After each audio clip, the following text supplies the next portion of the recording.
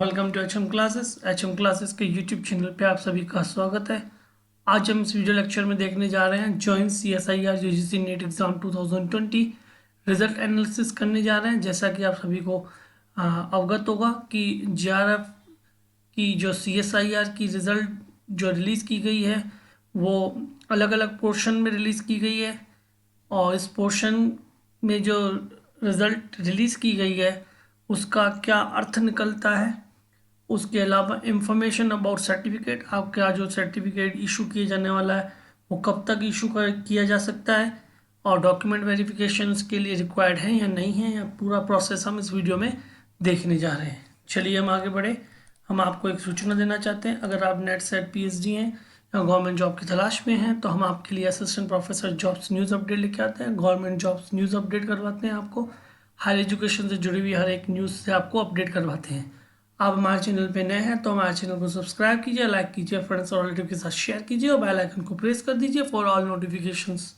चलिए हम पहले CSIR की मेन रिजल्ट पर आ जाते हैं।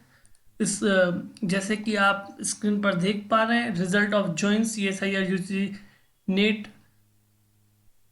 For junior research fellowship and lectureship assistant professor held 19 नवंबर, 21 नवंबर, 26 नवंबर और 30 नवंबर। ये पेपर इन 4 डेट पे हुए थे। आप सभी इस चीज़ से अवगत होंगे। चलिए हम मेन मुद्दे पर आ जाते हैं। जैसे कि आप देख पा रहे हैं, फर्स्ट कैटेगरी आपको दिख रही है JRF नेट CSIR। यहाँ पर जो कैटेगरी है वो 3-4 कैटेगरी में डिस्ट्रीब्यूट की गई है। जैसे फर्स्ट JRF नेट CSIR है, उसके बाद आप नीचे आएंगे अगर तो आपको उसकी सेकंड कैटेगरी दिखेगी। मैं आपको एक बार दिखा देता हूँ, और ये सारी चीज़ें मैं आपको दिखाने के बाद बताता जाता हूँ कि ये क्यों हुआ है और कैसे हुआ है, और आपके सर्टिफिकेट के लिए कौन सी डॉक्यूमेंट रिक्वायर्ड है और उसके लिए आपको क्या प्रोसेस में जाना है। जैसे कि आप देख पा रहे हैं, पहली कैटेगरी हमने देखा था CSIR के हिसाब से JRF था, उसी के अंतर्गत लिखा हुआ है सेकंड में, the candidate whose roll number are listed below have qualified in the test for fellowship JRF only as per clause 3.1 of our notification। इस सेकंड कैटेगरी में केवल JRF के लिए कैंडिडेट जो हैं उन्हीं को क्वालिफाई किया हुआ है। 3.1 जो क्लोज है वो उसको हमने रीड किया, उस 3.1 के हिसाब से भी जिसको JRF मिल रहा है वो नेट ऑलरेडी है। तो इसने पहले CSIR जो रिजल्ट हुई है नेट की, जिसमें JRF ये दोनों इंक्लूड है, ये फर्स्ट और सेकंड कैटेगरी में इन्होंने डिस्ट्रीब्यूट कर दिया है। उसके अलावा आप देखेंगे इसमें लिखा हुआ है कि जो डॉट है, स्टार बना हुआ है, provisionally qualified subject to verification of document. इसमें बताया गया है कि जिनके आगे डॉट दिया, जैसे आप यहीं पे देखिए कि ये वाला रोल नंबर है WB10605761, जिनकी 92 रैंक है, उसमें स्टार दिख रहा है आपको, यानी इस वाले कैंडिडेट के लिए वेरिफिकेशन होने वाला है। स्पेशली स्टार वालों को बताया कि प्रोविजनली क्वालिफाइड, यानी जो NTA है, CSI है, वो इनके डॉक्यूमेंट से सेटिस्फाइड नहीं है कि ये पूरी तरह से एलिजिबल हैं। हो सकता है इनका जो नंबर है, रोल नंबर है, वो अपीयर्ड में इन्होंने फॉर्म फिल किया हो, ये पॉसिबिलिटी है, या किसी और डॉक्यूमेंट में उनको कुछ सस्पिशियस दिखाओ, इसलिए उनको वेरिफिकेशन प्रोसेस तक रोक दिया जाता है। फिर हम बात कर लेते हैं, ये केवल उदाहरण था, पर्टिकुलरली इस रोल नंबर वाला अगर कोई कैंडिडेट हो तो इस चीज़ पे तो गौर ना करें, क्योंकि हम आपको बताने जा रहे हैं पूरा प्रोसीजर, आपको किस प्रोसीजर के थ्रू आपका नेट का जो सर्टिफिकेट है, JRF का सर्टिफिकेट है, वो कैसे इशू होने जा रहा है। फिर आप देख पा रहे हैं second category JRF net UGC। जैसे कि ऊपर आपने फर्स्ट कैटेगरी में जब देखा था तो उसमें CSIR लिखा था, और यहाँ पे सेकंड कैटेगरी में UGC लिखा हुआ है। देखिए आप लिखा the candidate whose roll number are listed below have qualified in the test of JRF NET that these candidate are also eligible lectureship assistant professor NET subject to the their fulfilling criteria for the lectureship is held on by UGC। इसका मतलब ये है कि जो इनको fellowship दी जाने वाली है, CSIR जहाँ लिखा हुआ है वो CSIR डिपार्टमेंट के थ्रू फेलोशिप मिलने जा रही है। और जिसमें जैसे UGC लिखा हुआ है, तो ये JRF कैंडिडेट जो नीचे ये कैंडिडेट है कि 1638 इनको UGC की तरफ से फेलोशिप मिलने जा रही है। इसमें डिस्ट्रीब्यूट की गई हैं पूरी सीटें, इनमें रैंक भी अलग से दिए गए हैं।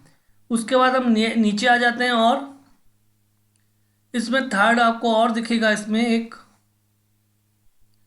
ये देखिए आप, इसमें third lectureship assistant professor NET. ये वो कैंडिडेट है 4394 जिनको केवल नेट के लिए दिया गया है, लेकिन इसमें भी आपको फेलोशिप मिल सकती है क्योंकि अभी जो नेट का कॉमन पेपर हुआ था उस पेपर में नेट वालों को भी OBC वाले, PWD वाले, SC वाले कैंडिडेट को अलग से फेलोशिप अलग अलग योजनाओं में उनको दी गई है। तो नेट वाले स्टूडेंट भी निराश ना होए, उनको जो फेलोशिप मिल सकती है, हो सकता है JRF के नाम से न मिले लेकिन अलग किसी नाम से मिल सकती है। इसमें भी ऐसा लिखा हुआ है, आप पढ़ सकते हैं, the following candidate have qualified the eligibility test for the lectureship assistant professor NET. The candidate qualifying for the lectureship assistant professor NET will be eligible for a recruitment as a lectureship as well as the JRF ship in scheme project. आप इस पर गौर कीजिए कि government की जो schemes आती है, government जो प्रोजेक्ट आते हैं उसके अंतर्गत नेट वाले कैंडिडेट को भी फेलोशिप मिलने जा रही है और मिली भी है। लास्ट नेट के एग्ज़ाम में मिली है उनको। नाम प्रोजेक्ट और स्कीम का डिफरेंट है लेकिन उनको भी मिली है अगर वो PhD और MPhil करना चाह रहे हैं आगे। तो लिखा they will be eligible for the pursue PhD programme with और without any fellowship other than JRF NET. यानी JRF और नेट जिनके अलग से रोल नंबर दिए गए थे उसके अलावा नेट वालों को भी फेलोशिप मिलने की पूरी उम्मीद नहीं है, पूरी उम्मीद है। और जो मेरिट में आ रहे हैं बंदे जिनकी रैंक हाई है उनको 100% नेट में भी PhD अगर वो करना चाहते हैं तो उनको अलग अलग स्कीम और प्रोजेक्ट के थ्रू फेलोशिप मिलने जा रही है। उसके बाद मैं आप आ जाता हूँ, इन तीन चीज़ों का मैंने आपको गौर फरमा दिया कि ये चीज़ें हैं। इसमें इसमें भी नीचे लिखा हुआ है,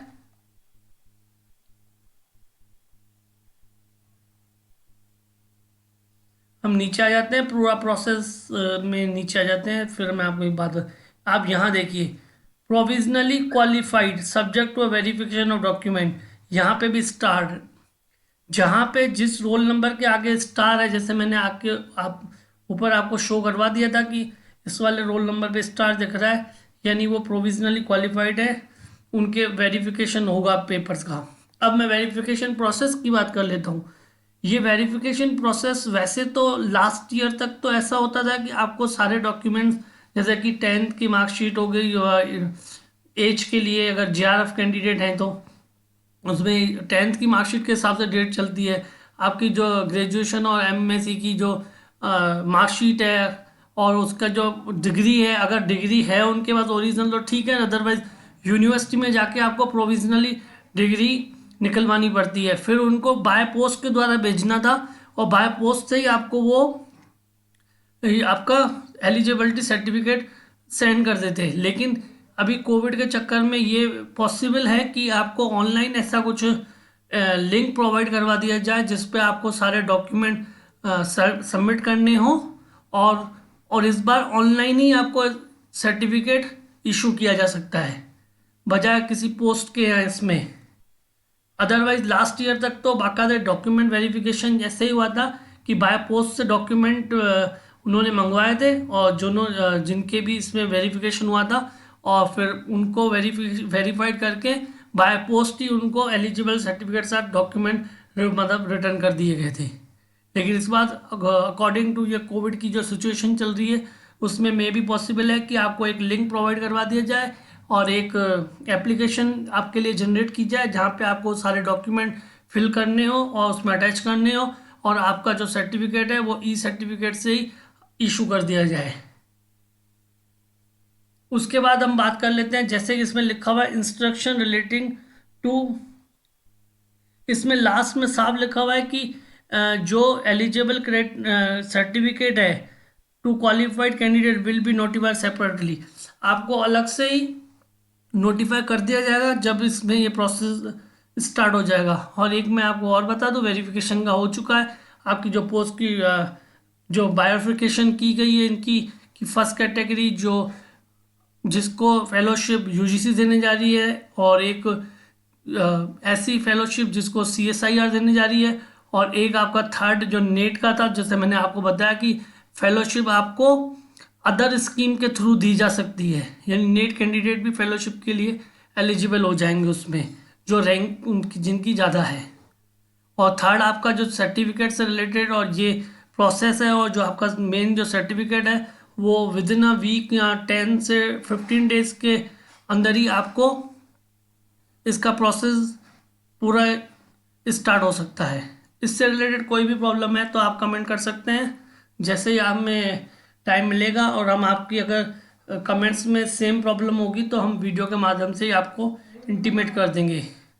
चलिए फिर मिलते हैं नेक्स्ट लेक्चर में। अगर आप हमारे चैनल पर नए हैं तो हमारे चैनल को सब्सक्राइब कर लीजिए। चलिए फिर मिलते हैं नेक्स्ट लेक्चर में। Keep watching our channel. Thank you for watching our channel.